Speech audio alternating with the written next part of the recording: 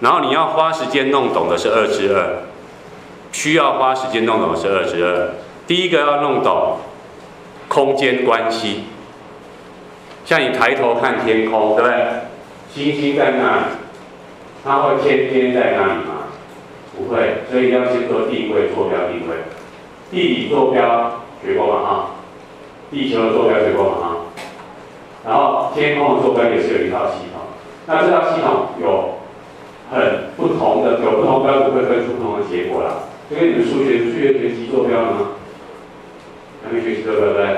你们现在学的只有坐标是其中一种而已嘛，有很多不同的坐标系统。那天球的坐标也有很多种系统。那为了方便，现在国际天文联合会最简单就是把地球坐标系统放大到天空去，这最简单。所以我们地球是有经线跟纬线，放大到天空就有一样的这些大圆来划分，有这些圆来划分经纬度嘛。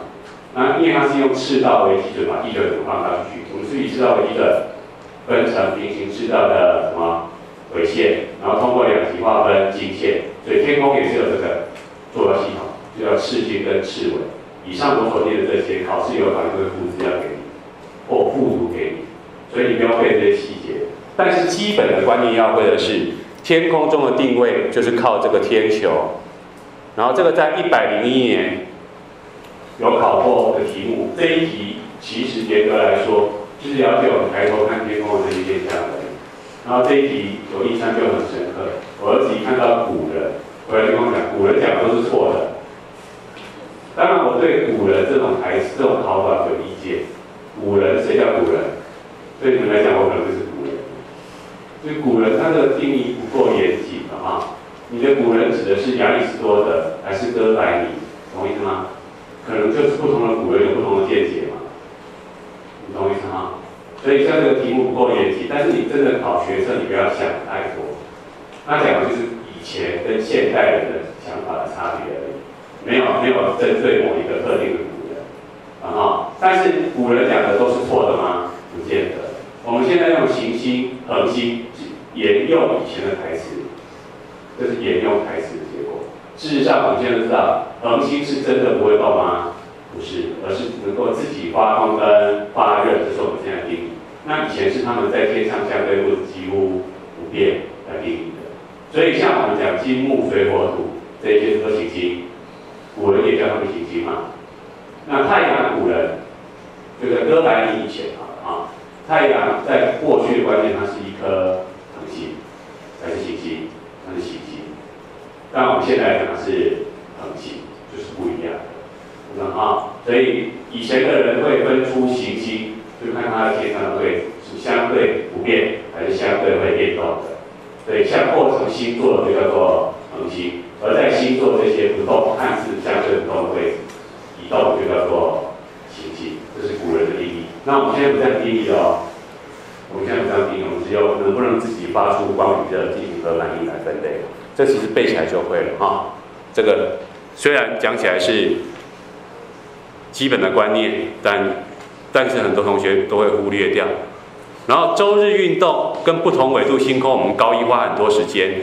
很有趣的是，最近几年几乎都没考，最近5年来都没有考。但它会融合到周年运动来考，它会融合到周年运动。周年运动包括2个要会的，一个是天空上星空中的变动，天空中的变动，比如说最近你可以看到北斗七星，你们都没有看到北斗七星，所以说我们如果看到北斗七星。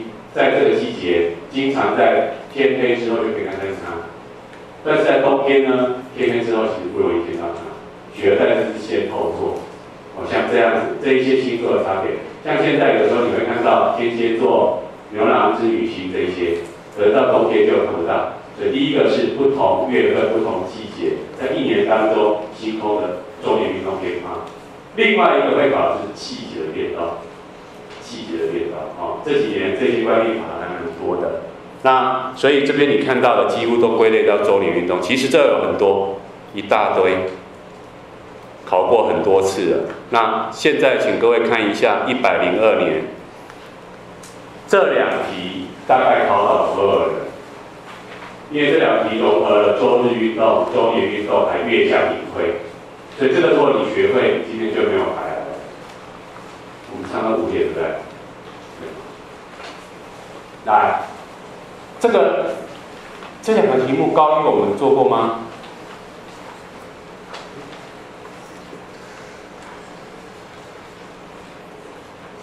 我们高一有做过这题吗？还没有嘛啊，因为这是去年学测才考的，应该算去年没错，现在是103嘛，去年学测考的考题。校园月亮，因为去年高二是何老师教的，你们高二地科，我们高二没上地科，高二地科是何老师教的。像之前1年我就跟你讲这个要会，其实我们其中有考校园月亮，这个我前年上课就有考过了这个观念。当然我没有考这么琐碎啊，每一个都要会，每个都要去考月相的。像你们今天清晨有没有看到？就早上有看到月亮还高挂天空，一边太阳一边月亮不同边。那昨天晚上如果你看到月亮，应该是蛮晚才看到的。黄昏之后看到月亮吗？没有。这几天黄昏之后，基本上是没看到月亮，过一段时间它会出来。所以有看到月亮吗？所以这个题目要考的是它跟农历日期的关系，是第一个。第二个关键，它要考的是金星、木星、月亮跟我们地球也就是2至3里面学到的，应该说2至1就有，太阳系就有了。然后1跟 F 考的是周日运动的概念，天上的星星、太阳、月亮是每天都会东升西落。题目已经告诉我们朝哪边看，往西方看嘛。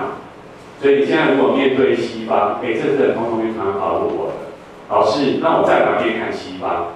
我跟你讲，对观察者来讲，你没有在东西南北的地方，你都是在哪里？在中间。对任何一个观察者来讲，我在中间。对我来讲如果那边是我照正式的位置那边是北方，那边是南方，那这边是东方，可以吗？刚好我们这个就是这边刚好是面对西方，可以吗？你都是在中间，可以吗？所以你不会因为你在哪边看哪边不一样，不会被动词，我们都是在中间。然后对我们来讲，那个方向是西方，我们看到月亮，圆的朝哪边？下，缺的是朝上。因为我们现在面对西方嘛，所以我们看它亮面朝西，缺口就朝另外一个方向，就是东方。你要想象它是立体的天空，但是我们只看其中某一侧。好，那现在你先回答我西跟猪好吗？金星、木星、月亮谁最远？月亮最近都一样，对不对？这两个如果要选一个，哪一个好？100万小学堂，也许还没背熟，但是你大概有概念。金星是类地行星，木星是类木的，跟我们差比较多的，所以离我比较远，大家就可以看出来。这两个可以中一个。你没有看过考题，应该看得出来，自然考科会有多选题，它会告诉你应选几项。万一你真的没有把握，要选3个，对不对？你能选出2个也可以，你会得到部分分数来，请问，那你觉得这应该初试还是26的？初试还是26的？我先教你第一招，月初就是农历15号以前上半月，黄昏后能够看到的月亮，黄昏的时候你可以看到月亮，上半月那就是黄昏后看到。